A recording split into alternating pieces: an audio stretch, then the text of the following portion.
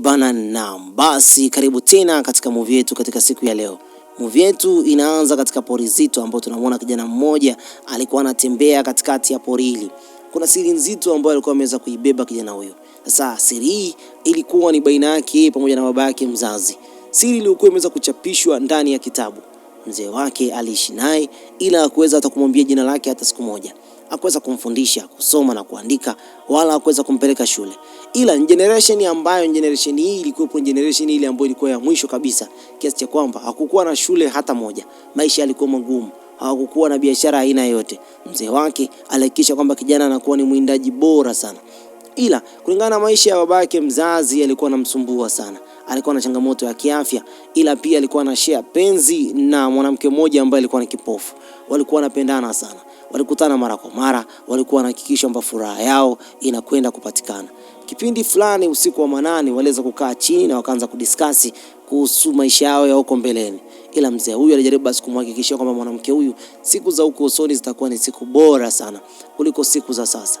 Mwanamke huyu jina lake alikutambulishwa, hata mzee huyu jina lake alikutajwa hapo mwanzo. Ila maisha ya kwao ya siri yalikuwa yamebaki sirini kwa sababu ni maisha ambayo yalikuwa yanaumiza sana mioyo yao. Waliishi maisha ambayo yalikuwa ni ya dhiki sana. Yaani walikuwa wanakaa katika sehemu ambazo ni za baridi, hakuna umeme. Ila kilichokuwa kinawasaidia tu ni mafuta ya boti. Kwa hiyo walikuwa na mafuta ambayo yanapatikana chini ya maji kabisa. Walikuwa wanapata mafuta yao chini ya maji. Ila kuna mambo mengi ambayo alikuwa ameweza kujifunza mzee huyu. Mzee huyu alikuwa ameweza kutengeneza urafiki wake pamoja na mzee mmoja anaitwa Aringo. Aringo alikuwa ni mmoja kati ya mzee ambaye alikuwa ni mkatili sana. Mara kwa mara alifika nyumbani kwao na kuweza kuitishia familia yake. Ila kuna siri nzito ambayo siri hii walikuwa wameweza kuificha. Siku moja kijana huyu aliyekuwa jina lake hajatambulishwa ila alikuwa anaitwa Mwanango tu. Alikuwa amelala pembezoni mwa sehemu ambayo ilikuwa ni katika eneo ambalo la ukame. Basi eneo hilo kulikuwa kuna mbwa mmoja ambaye mbwa huyu alitaka kuweza kumvamia. Basi kijana huyu aliweza kupigana naye na mwisho wa siku akaweza kumuua. Changamoto hii ilizaba kumfanya kijana huyu aweze kumpeleka mbwa yule mpaka nyumbani kwao kwa sababu kulikuwa hakuna chakula chochote kile. Kwa alikuwa anategemea basi angalau waweze kumla yule mbwa. Samaki walikuwa wachache. Sasa wakaamua basi kwenda kumchuna yule mbwa na mwisho wa siku akampelekea mtu mmoja anaitwa Aringo. Aringo akasema kwamba atafanya biashara nao. Basi mzee akaingia ndani na mwisho wa siku akaanza kuongea na Aringo. Aringo huko ndani alikuwa mkatili sana. Akaanza kusingizia na kusema kwamba yule mbwa alikuwa kwake. Kijana huyu mdogo akaenda kuwachungulia kipindi ambacho alikuwa anaongea. Akaja akagundua kwamba kuna siri moja ambayo siri hii Aringo alikuwa ameweza kuficha mabomu ndani ya kabati la friji ambalo kabati hili lilikuwa ni kabati ambalo halitumiki tena. Aringo alikuwa ameficha mabomu yake kule ndani. Aringo alichukua ile ngozi na akaweza basi kuahidi basi atawapa samaki. Kijana huyu mdogo akaenda kuiba ile mabomu katika eneo lile pale. Baada ya kuweza kufanikiwa kuweza kufika pale, aliiba ile mabomu na kisha akaenda kuyatumia kwenda kuvua samaki. Akarusha katikati ya maji. Sasa chini ya maji kulikuwa kuna watu ambao pia ni wawindaji. Watu wao pia walikuwa wanawinda binadamu wenzao. Mwisho wa siku baada ya kuweza kurusha ile mabomu, alishangaa kuweza kuona miili ya watu ilivyoanza kupanda kutoka chini kuja juu. Hapo ndipo alipoanza kutetemeka na kuanza kushtuka. Mzee huyu usiku wa manane akaenda kuandika tena barua zake za siri. Kijana wake alianza basi kumchungulia mara kwa mara. Mzee alikuwa ameweza kugundua kwamba kijana wake alikuwa anamchunguza. Alikuwa mkatili sana. Hakutaka kijana wake aweze kugundua nini ambacho alikuwa anakiandika. Alimtishia mara kwa mara. Ila kuna mambo mengi ambayo mzee huyu alikuwa anamfundisha kijana wake kupitia vitendo, ila aliandika ndani ya kitabu hichi. Mzee huyu alihakikisha kwamba kijana wake agundui nini ambacho ameweza kukiandika mpaka pale atakapokuwa ameweza kufa. Kwa hiyo kulikuwa kuna siri nzito ambayo alikuwa ameweza kuiandika ndani ya kitabu hichi. Ila hakutaka mtu yeyote, bwana yeyote aweze kutambua. Mara kwa mara alimkamata kipindi ambacho anamchungulia. Ila yote yaliishia kuweza kufanyika tu kwa kumtishia. Sasa siku moja alipokuwa basi anachimba dawa zake, alikimbizwa na maharamia ambao watu wao walikuwa wanakula nyama za binadamu wenzao. Nimekuambia hapo awali kwamba mji huu ulikuwa hakuna chakula kingi, yani samaki wenyewe walikuwa wameweza kupungua katika mji huu. Sasa nyakati nyingine za usiku mzee huyu alichukua muda wake mwingi kwenda basi kufika katika eneo la maji, kwenda angalau kwenda kutafuta samaki usiku wa manane. Alikaa kwa muda mrefu lakini hakuweza kupata samaki. Kesho yake Aringo alifika pale na kuja kusingizia kwamba inawezekana kwamba mzee huyu ndio ameweza kuiba zile bomu zake, yani zile grenade. Akawatishia na kuweza basi kumtishia hadi babake mzazi. Kijana huyu angalau anataka kabisa kuweza kumuua. Basi kijana wa watu akaamua kuweza kusema ukweli na kusema kwamba yeye ndio alikuwa ameweza kuchukua yale mabomu na kisha kwa hivi sasa hayapo tena kwa sababu alikuwa ameshaweza kuyatumia. Aringo alifanikiwa kuweza kuwatishia kabisa na kuweza kuambia kwamba wasikanyage tena katika eneo ambalo yeye anaishi. Wanapaswa waweze kuondoka kabisa katika mji huu kwa sababu mji huu ameufanya kuwa kwake. Basi mzee wa watu alichukua muda wake mwingi kwenda kujitafutia mazingira mengine katika eneo lingine kabisa na mji huu. Alitumia muda mwingi sana Huko katikati ya maji hali ilikuwa mbaya. Mzee huyu alipigwa na baridi kali katika kifua chake, na mwisho wa siku hali izidi kuwa katika misingi ambayo anakaribia kuweza kufariki kabisa. Alijikokota vyovyote vile awezavyo, angalau basi akarudi nyumbani, na mwisho wa siku akaanza tena kuandika barua zake. Barua hizi zilikuwa basi zinamfanya mwenyewe binafsi aziweke kumbukumbu hizi. Kumbukumbu hizi kwa zinamfanya siku moja basi aje basi mtoto wake aweze kugundua kwamba kwa namna gani alivyokuwa anampenda. Kijana wa watu kesho yake asubuhi akaamka, akaenda basi kuvua samaki, akapata mmoja. Samaki huyu akaja basi akapiga makelele pale kwamba amepata samaki. Akamkuta mzee amelala juu ya meza. Akamwangalia, kisha kipindi ambacho anamwangalia akagundua kwamba mzee wake bado amelala sana. Kwa hiyo akaamua kwenda basi kumwacha. Akapata tena samaki mwingine. Basi mambo yakawa bam bam. Akafika kwa mzee wake, baada ya muda mrefu sana kuweza kupita, akamvua miwani. Na kisha akaanza kujihesabia masaa. Zamani kidogo watu walikuwa wanahakikisha kwamba mtu amekufa kulingana na muda utakavyoweza kupita. Basi mzee aliweza kukaa pale kwa muda mwingi sana. Kisha akaweza kuchukua turubali, akamfunga na kumpeleka katikati ya maji kabisa. Huko akaenda kumtupa kabisa. Lengo kuu lilikuwa basi ni kuhakikisha kwamba ule uozo hauwezi kubaki katika nyumba yao. Maisha yake ndipo basi ilipoanza kuanza rasmi, kwa sababu kuogoa na mtu yoyote yule alikuwa basi anaweza kumfanya kijana huyu aweze kuishi katika hali ambayo ni ya usalama kwa hivi sasa. Kwa hiyo akaamua basi kuanzisha maisha yake basi ni kuvua na kuhakikisha kwamba anawatafuta watu wote ambao walikuwa wameweza kuhusika labda na kifo cha mzee wake. Kwa hiyo alikuwa ameenda kujaribu hata kwenda kutumia vitabu vyake kwenda kujisomea. Akagundua kwamba miwani sio kifaa ambacho kinamfanya mtu aweze kusoma, bali unapaswa uweze kugundua kusoma, na kisha na wewe pia ndio utaweza basi kusoma kupitia miwani hiyo. Kwa hiyo alikasirika sana. Akaamua kwenda kudili na mtu wa kwanza ambaye inawezekana yeye ndiye amesababisha kifo cha baba yake mzazi. Labda kama asingeweza kuatishia, basi wangekuwa bado wako salama. Sasa alienda kumfuata Aringo na kisha akaweza kumtembezea Mbata. Aringo baada ya kuweza kutembezewa kichapo cha kutosha, mwisho wa siku akaweza kumning'iniza juu chini. Inamaanisha kwamba alikuwa anamuua kupitia kifo hichi. Alimuua, mwisho wa siku akaanza kuchukua vitu vyake. Baada ya kuanza kuchukua vitu vyake ambavyo vilikuwa vingi sana ndani ya nyumba, akaanza kupanga mkakati wake mpya kwa sababu ya maisha yake mapya ambayo kwa hivi sasa alikuwa ameweza kuyatazamia. Aringo alikuwa ni bonge moja la mtu, alikuwa ni mbavu, lakini yeye aliweza kumpiga chini na mwisho wa siku akaamua kuchora. Aliamua kuweza kufunga safari yake kuelekea kwa mtu mmoja ambaye watu wengi walikuwa wanamtambua kama mchawi. Hakujua kama baba yake mzazi alikuwa anashare naye penzi mtu huyu, kwa sababu alikuwa ni kipofu. Akajaribu kuweza kumuuliza kuhusiana na kitu ambacho kimeweza kuandikwa, lakini pia kipofu huyu anasema kwamba hawezi kusoma maandishi ambayo yameweza kuandikwa na mtu ambaye si kipofu mwenzake. Yani anahitaji mtu ambaye ni kipofu aweze kuandika maandishi ambayo yeye mwenyewe binafsi anaweza kuyasoma. Mwisho wa siku akaweza kumtakia kila laheri huko ambako anataka kuweza kwenda. Anataka kwenda kutafuta mtu ambaye anajua kusoma kile kitabu. Kitabu kile kilikopo kina siri nzito. Yeye kwa akili yake alikuwa anadhani kwamba kuna mahali ambako mali zimeweza kufichwa na mzee wake, au kuna mahali ambako pesa zimeweza kuhifadhiwa. Kwa hiyo yeye anahitaji basi kugundua kwamba siri hiyo na mwisho wa siku aweze kufika huko. Alifika katika sehemu moja na mwisho wa siku akaamua basi kuweza kuifunga boti yake hapa. Sasa baada ya kuweza kuifika katika eneo hili, boti yake ilikuwa ni boti ambayo ipo katika eneo hili na ulikuwa hakuna mtu wa aina yote. Maji yalikuwa ni mazito sana. Basi akaamua kuweza kuifunga boti yake pale, na hapo hapo akaingia zake mstoni. Huko ndipo alipoenda kukutana na vitu ambavyo hakuweza kuviona hapo awali. Katika maisha yake yote hakuweza kuona kitu ambacho kinaitwa gari. Yeye alikuwa ameweza kuzoea tu kuona boti, kuona vitu ambavyo viko katika maji, yani kuona watu wanavyokufa, na mwisho wa siku katika siku hii ya leo ameweza kujionea. Baada ya kuweza kufanikiwa kuweza kuona vile vitu katika eneo lile pale, kijana huyo wa watu alikuwa anaamini kwamba hakuna mtu yote anaweza kuchukua boti yake katika eneo lile pale. Lakini siri iliyokuwa nyuma yake ni kwamba hajui nani anaishi hapa.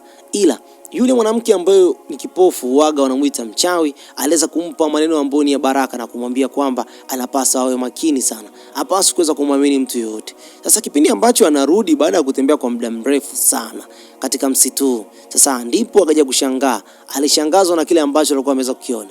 Akuona kabisa boti yake iliyokuwa basi ameweza kuifunga mbele ya eneo lile pale. Aliogopa sana.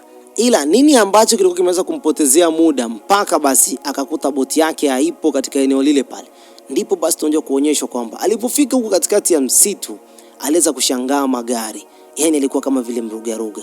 Hakuweza kugundua kwamba nini ambacho kimeweza kutengeneza magari haya.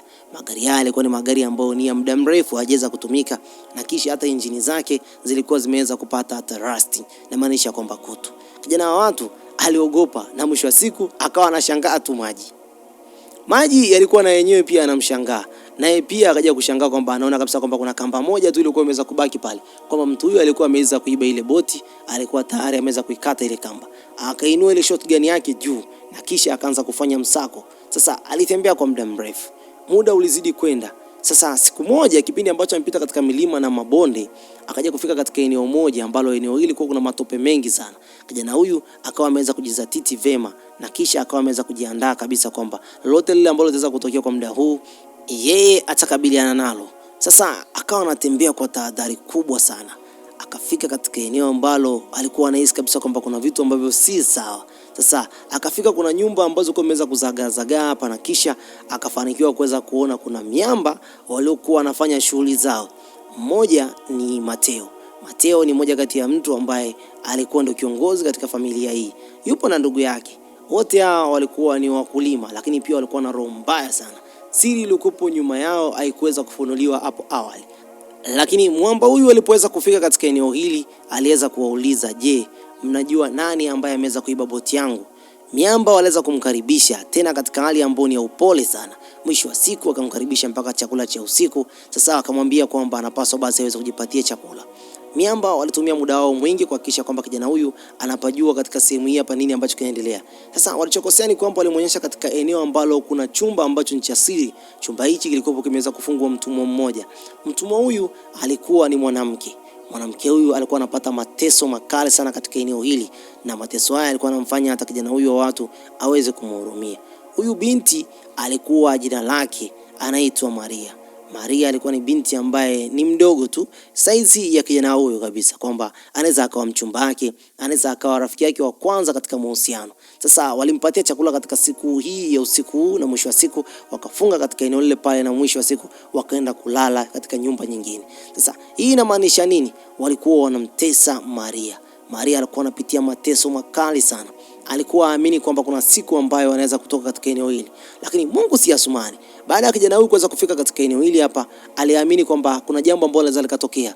Baada ya mateso makali sana ambayo Maria alikuwa ameweza kuyapitia, aliamua basi kuweza kumwambia kwamba ana siri nzito, kwamba watu hao pia wanaweza wakamtumia katika masuala yao. Watamtumikisha na mwisho wa siku kipindi ambacho atakataa watamfanya kama yeye alivyoweza kufanyiwa. Sasa siku hazikupita nyingi, kijana wa watu akaanza kufanywa kama vile ng'ombe. Akaambiwa aweze kuvuta ile plau ambayo ng'ombe uaga basi ndo anaitumia. Mwamba alifanya kazi ngumu sana. Lengo kuu ni baada ya kuweza kuomba miamba hao angalau basi waweze kumsomea kile kitabu. Kitabu kilikuwa kimeandikwa nini?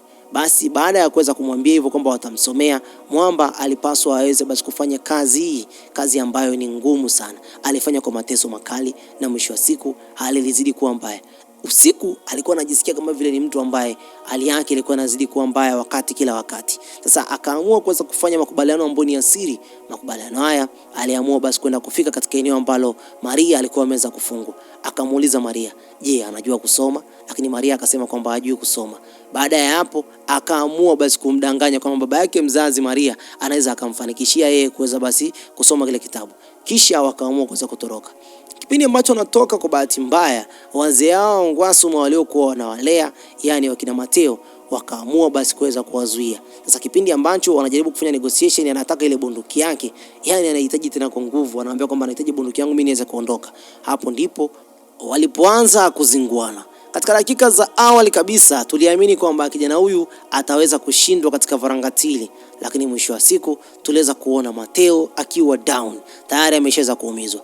Huyu ndugu yake pia aliweza kutumia nguvu zake kwenda kumnyonga kijana huyu baada ya kuweza kumdhuru ndugu yake. Hapo ndipo huyu binti ambaye anaitwa Maria aliweza kumpiga na chepe kwenye ubongo, na hapo wakafanikiwa kuweza kutoroka kutumia boti. Sasa kipindi ambacho narudi kwa baba yake mzazi, huyu binti anaitwa Maria, safarini huko walikuwa na amani sana. Wakafika nyumbani, wakagonga katika milango yote, na mwisho wa siku walipofungua mlango walimkuta baba yake Maria alikuwa amejinyonga. Kilio kiliweza kutanda. Maria hakuamini macho yake. Aliweza kuona kama vile baba yake mzazi alikuwa ameweza kumsaliti. Lakini hili ndilo ambalo lilikuwa limeweza kutokea. Huwezi kubadilisha kifo. Kifo tayari kimeshaweza kutokea. Sasa kijana wa watu waamini hichi ambacho anakiona mbele yake. Wakaamua basi kuishi maisha yao wenyewe binafsi baada ya tukio lile kuweza kutokea. Ghafla siku moja katika mawindo yao ya hapa na pale walijikuta katika mikono ya watu wabaya. Watu hao walikuwa wanakula nyama za watu. Walitekwa na kisha mtu huyu alikuwa ameweza kujivalia mask. aliwachukua direct mpaka katika mjengo mmoja ambao mjengo huu inaonekana kwamba kama vile ulikuwa ni kiwanda, hichi kiwanda tena kiwanda cha siri. Katika eneo hilo huko hajulikani walikuwa wanaenda kuwafanyia nini, lakini sisi tunajua kwamba watu wao walikuwa wanakula nyama za binadamu. Katika eneo hilo baada ya kuweza kufikishwa, walikabidhishwa kwa mkuu wao na kisha wakapelekwa direct katika chumba ambacho ni sero. Huko sero basi kijana huyu aliweza kumwomba huyu mzee angalau basi aweze kumsomea kile kitabu. Mzee huyu akamwambia kwamba ngoja nikakipitie na kisha mimi nitakuletea majibu. Mzee huyu alikitazama katika kurasa za mwanzo na baada ya hapo akamwambia kwamba ile kitabu kilikuwa cha babake. Usiku wa manane ndio tunakuja basi kugundua kwamba huyu mzee alikuwa ni kama vile mtumwa na bosi wake ndiye aliweza kumkata kabisa pua yake. Kwa hiyo alikuwa na maumivu makali, alimkumbuka pia mtoto wake. Kisha akaenda kumsomea kile kitabu ambacho kimeweza kuandikwa kule ndani. Alikuwa anajua kusoma vizuri kabisa. Ila ile hali ndio ilikuwa imeweza basi kumfanya aweze kuishi katika maeneo haya hapa. Na alikuwa ana maumivu makali. Mwisho wa siku alifanikiwa kuweza kuwaruhusu vijana wao waweze kuondoka. Na huko nyuma aliamua kuweza kufanya maamuzi yake mwenyewe binafsi. Akamuua kabisa bosi wake. Alikuwa ana 2 kwenye 1. Na kisha baada ya hapo, baada ya kuweza kumaliza bosi wake, naye pia aliamua kuweza kujimaliza kabisa. Bana, wewe niambie, je, unafikiri kwamba dunia ya sasa hivi endapo kama kuna mtu ambaye hajui kusoma na kuandika, unafikiri anaweza kupitia changamoto kama ya mwamba huyu? Aliamua kutembea kilomita nyingi sana mpaka kuweza kufika katika eneo hilo ambalo eneo hilo ndio ambako ameweza kupata solution nini ambacho ameweza kuandika kule ndani. Na wala si utajiri bali ni masuala fulani tu yaliyokuwa yanahusika katika swala zima la familia aliyokuwa anaishi. Mimi sitakuwa na zaidi kwa muda huu, acha comment yako hapo chini uniambie umeonaje kazi hii. Bye bye for now.